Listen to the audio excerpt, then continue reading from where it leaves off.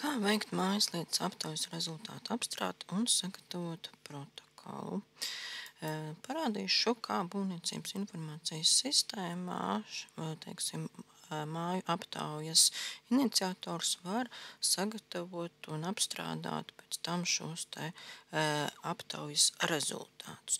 Tad vispirms jāpieslēdzas, protams, būvniecības informācijas sistēmā, jāizvēlas ir pārvaldnieka profils vai tas profils, no kā tika inicēta aptauja, un jāsameklē attiecīgā mājas lieta. Tātad eksploatācijas sadaļā māju lietu sarakstā atrodam to aptauju, kurā sanāk, ir beidzies šis aptaujas norises periods, un tālāk nepieciešams apstrādāt ir rezultātus. Šī gadījumā es darbošos kā no pārvaldnieka profila un sameklēsim tātad kādu mājas lietu, kurā ir aptaujas statusā rezultātu apstrāde.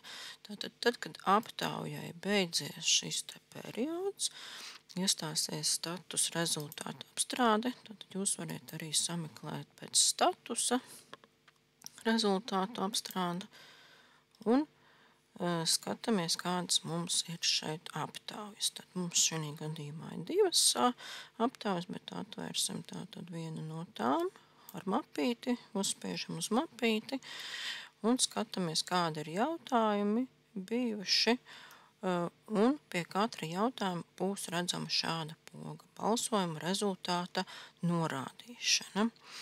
Nospiežot šo pogu, varēs redzēt, kuri dzīvokļu īpašnieki ir jau varbūt nobalsojuši elektroniski, bet iespējams tātad ne visi to var izdarīt elektroniski, jo nevar, piemēram, autorizēties šajā būvniecības informācijas sistēmā, vai arī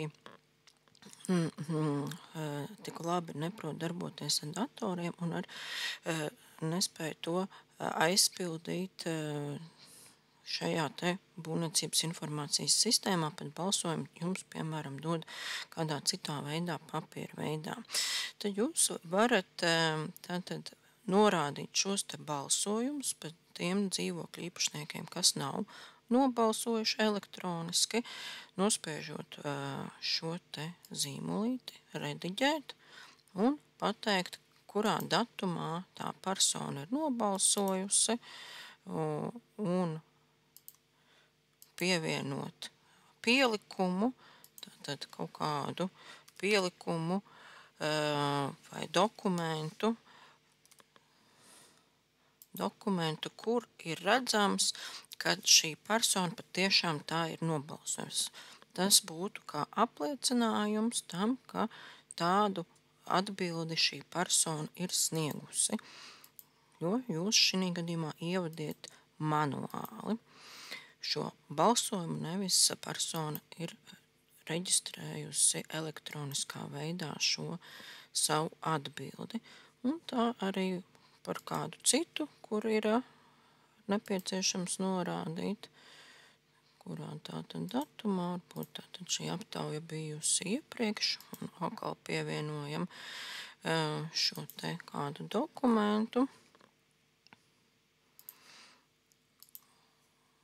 Un pasakam, kā tad ir nobalsojuši šī persona un apstipriniet balsojumu. Protams, šī gadījumā šeit, kā piemērā, ir maz dzīvokļu īpašnieku, saraksts var būt liels, bet par katru šo balsotāju atbilde ir jānorāda. Pēc tam, kad rezultāti ir savadīti, tad jūs varat atgriezties šajā aptaujas kopskatā vai pārskatā un turpināt sagatavot protokolu. Tātad nospiežot pogu protokolu sagatavošanu, sistēma pārprasīs, vai patiešām jūs vēlaties to turpināt. Tālāk būs šī aptaujas protokola sagatave, kur jūs varat apskatīties, kāds sanāca kvorums, kāds kopējais balsojums ir bijis un vai lēmums ir pieņemts vai nav pieņemts. pieņemts, nav pieņemts, nav pieņemts. Tātad šeit bija 100%, bet visi nenobalsoja. Šeit savukārt ir nepieciešamais balsojums skaits, arī nav sanācis. Šādā veidā sistēma automātiski tātad aprēķina, vai lēmums ir pieņemts vai nav. Un ja jums apmierina vai apstrādes process sanāk, ka ir korekts, tad tālāk apstipriniet. Spiežiet pogu apstiprināt. Šādā veidā jūs sagatavojat sistēmā protokolu automātiski, kur visu aprēķinu. Tad varat izdrukāt arī šo te protokolu ar zīmogu, ja tas ir nepieciešams, un arī šīs te protokols parādīsies sadaļā lēmumi. Sadaļā lēmumi, tātad vai aptaujas rezultāts ir pieņemts vai nav pieņemts. Tad šeit var pārskatīt, par kuru protokolu tātad lēmums ir pieņemts vai lēmums nav pieņemts. Un pēc tam attiecīgi redz, vai tā ir bijusi aptauja vai kopsapulce, un ar mapīti var atvērt šo te pašu protokolu. Tad pārbaudīsim varbūt tās lēmuma datumu. Tātad šie ir tie lēmumi, kas šodien tika apstiprināta protokolu, un ar mapīti mēs tātad atveram aptaujas protokolu.